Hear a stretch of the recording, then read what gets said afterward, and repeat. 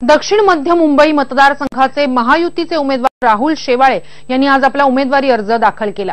यावेळी राहुल शेवाळे यांनी मनसेवर जोरदार हल्लाबोल केला। दक्षिण मध्य मुंबईत सेनेचे राहुल शेवाळे, मनसेचे आदित्य शिरोडकर आणि काँग्रेसचे एकनाथ गायकवाड यांच्यात चुरस आहे।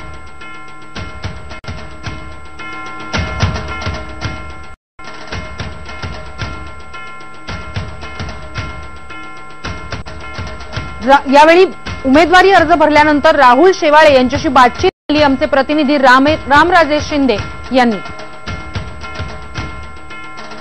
आज अर्ज दाखल केलेला आहे। आपल्या सोबत आहेत राहुल शेवाळे साहेब। आपल्या समोर दिग्गज उमेदवार आहेत, एकनाथ गायकवाड आहेत आणि आदित्य शिरोडकर पण आहेत। काय वाटतं तुम्हाला की काय जिंकण्याची काय? निश्चित स्वरूपात दक्षिण मध्य लोकसभा मतदारसंघावर यावेळी भगवा फडके सोबत निळाही आहे, त्यामुळे भीमशक्ती आणि शिवशक्तीचा विजय निश्चित आहे। बाळासाहेबांच्या स्मृती संदर्भात आरोप केले जात आहेत, आपल्यावर काय परिणाम होईल आणि आरोप करतात?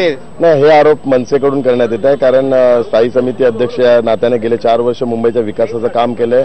दक्षिण मध्य लोकसभा मतदारसंघात उमेदवार असला त्यांना निवडणुकीचे कुठलेही मुद्दे नाहीयेत, त्यामुळे शिवसैनिकांना संभ्रमात आणि नागरिकांना निर्माण करण्याकरता हे सर्व नाटक चालवले आहे। आम्ही त्या ज्या न्यूज दिलेले आहेत तिथेही आपण निवडणूक आयुक्ताला तक्रार करत आहे, ही पेड न्यूज आहे म्हणून, आणि ज्या कामाचं पेमेंटच झालेलं नाही तर त्याचा घोटाळा कसा होऊ शकतो आणि त्या संदर्भातला खुलासा आयुक्तांनी केलेला आहे। ही सर्व आयुक्तांची जबाबदारी आहे, स्थायी समिती अध्यक्षाची जबाबदारी नाहीये। मनसे मराठी माध्यमातच फूट पाडते याचं उदाहरण आज संपूर्ण महाराष्ट्रात दिसत आहे। शिवसेनेच्या उमेदवाराच्या विरुद्धच मनसेने उमेदवार उभे केलेले आहे, त्याच्यातूनच सर्व मराठी नागरिकांना कळलेलं आहे की मनसे केवळ शिवसेनेच्या उमेदवारांना पाडायला उभे आहे। त्यांची ब्लूप्रिंट कधी आयुष्यात जाहीर होणारच नाहीये, कारण त्यांच्याकडे कुठली प्रिंटच नाहीये आणि प्रिंट नसलेला कुठलंही नवनिर्माण न करणारा असा हा पक्ष आहे। धन्यवाद। जनता 24 तारखेच्या मतदानाच्या माध्यमातून उत्तर देईल असं राहुल शेवाळे यांनी स्पष्ट केलेलं आहे। कॅमेरामॅन सुनील सर, रामराजे शिंदे, मी मराठी, मुंबई।